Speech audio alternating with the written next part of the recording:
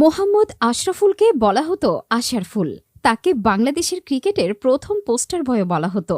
তার ব্যাট যেদিন হাসত সেদিন হাসত গোটা বাংলাদেশ। তবে ফিক্সিং কেলেঙ্কারিতে জড়িয়ে অল্প বয়সেই ক্যারিয়ার শেষ হয়েছে এই তারকার। দীর্ঘ নিষেধাজ্ঞা কাটিয়ে ক্লাব ক্রিকেটেও ফিরেছিলেন তিনি। স্বপ্ন ছিল আবার জাতীয় দলে ফেরার, তবে সেই স্বপ্ন আর পূরণ হয়নি। দেশের ক্লাব ক্রিকেটেও এখন আর দল মেলে না এই ক্রিকেটারের। সম্প্রতি ইংল্যান্ডের একটি ক্লাবের হয়ে মাঠে নেমেছিলেন আশরাফুল। ২০১৩ সালে সবশেষ জাতীয় দলের হয়ে খেলা এই ডানহাতি ব্যাটার এখনও ক্রিকেটকে আনুষ্ঠানিক বিদায় জানাননি, যদিও আরও আগেই তার শেষ দেখে ফেলেছেন অনেকেই।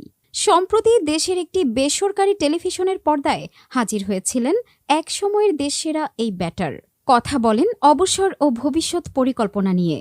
প্রশ্ন করা হয়েছিল, তিনি মাঠ থেকে অবসর নেননি, অবসরের ঘোষণাও দেননি। অবসরের